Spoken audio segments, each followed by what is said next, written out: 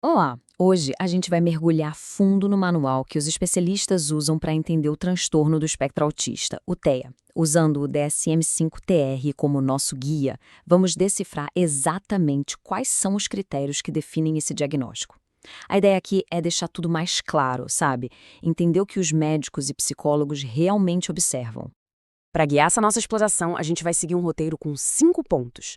Vamos começar com a definição básica, depois vamos analisar os 2 pilares do diagnóstico, entender o que a palavra espectro significa de verdade, investigar os fatores de risco e, por fim, juntar todas as peças para entender o diagnóstico.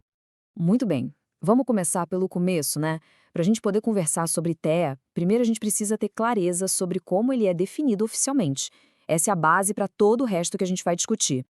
Então, essa é a definição oficial. A primeira parte importante é transtorno do neurodesenvolvimento. Isso já nos diz que é algo que começa lá na formação do cérebro. E o mais crucial, a definição se divide em 2 grandes áreas, que são a chave de tudo. De um lado, os desafios na comunicação e na interação social. Do outro, a presença de padrões de comportamento restritos e repetitivos. E esses 2 pontos nos levam direto para o coração do diagnóstico. Pensa neles como se fossem 2 pilares mesmo. Para um diagnóstico de TEA ser confirmado, a pessoa precisa apresentar características em ambos os pilares. Não basta ter só um deles. E aqui estão eles, lado a lado. O critério A, que foca em como a pessoa se comunica e interage com os outros, e o critério B, que analisa os padrões de comportamentos e interesses.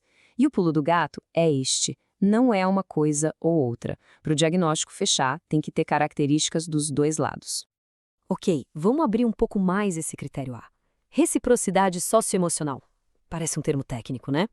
Mas na prática é sobre a dificuldade de manter aquele vai e vem de uma conversa. A parte não verbal pode ser, por exemplo, um desafio para interpretar gestos, expressões faciais. E o terceiro ponto? Bom, ele fala sobre a dificuldade de fazer e manter amizades. E isso nos leva ao segundo pilar. O critério B é bem amplo, sabe? Pode incluir desde movimentos repetitivos, como balançar as mãos, o que a gente chama de estereotipia, a insistência na mesmice é aquela necessidade de rotina em que uma pequena mudança pode gerar um grande sofrimento. Os interesses restritos são quando o foco é muito, muito intenso em um assunto só. E, por último, a reatividade sensorial, que pode ser tanto uma sensibilidade enorme a sons e texturas, quanto uma fascinação por luzes, por exemplo. Isso tudo nos traz a uma palavra fundamental: espectro. Por que a gente usa essa palavra? Porque autismo não é uma coisa só, com uma cara só. A forma como ele se manifesta e o nível de suporte que cada pessoa precisa, nossa, varia imensamente. E o diagnóstico precisa conseguir capturar essa diversidade toda. E para conseguir capturar essa variedade, os profissionais usam o que a gente chama de especificadores. Pensa neles como detalhes extras, que deixam o diagnóstico mais preciso. Eles vão dizer o nível de suporte que a pessoa precisa em cada área, se tem alguma questão intelectual associada, como está o desenvolvimento da linguagem. Isso tudo ajuda a criar um retrato muito mais fiel das necessidades de cada um. Então, o ponto principal é esse. A palavra espectro está aí para nos lembrar que 2 pessoas com diagnóstico de TEA podem ter vidas, experiências e desafios completamente diferentes. Não existe um jeito de ser autista, não existe um padrão visual. E claro, isso leva àquela pergunta, mas, afinal, o que causa o autismo? A ciência ainda não tem uma resposta única e definitiva, mas o que o DSM-5-TR aponta é uma interação bem complexa entre fatores genéticos e alguns fatores ambientais. Então, vamos ver o que a ciência já descobriu. Quais são os fatores que as pesquisas mais recentes já conseguiram identificar como parte dessa equação? Do lado ambiental, alguns fatores de risco já foram mapeados. Por exemplo, pais com idade mais avançada na hora da concepção, bebês que nascem muito prematuros e a exposição durante a gravidez a alguns medicamentos específicos como ácido valproico. Agora, se prepara para este número: 80%. Um estudo super recente, feito em 5 países, estima que a herdabilidade do autismo seja de 80%. Isso significa que a genética tem um peso enorme. É de longe o maior fator de risco que a gente conhece hoje. E para ser ainda mais específico, em até 15% dos casos, o TEA parece estar ligado a uma mutação genética já conhecida.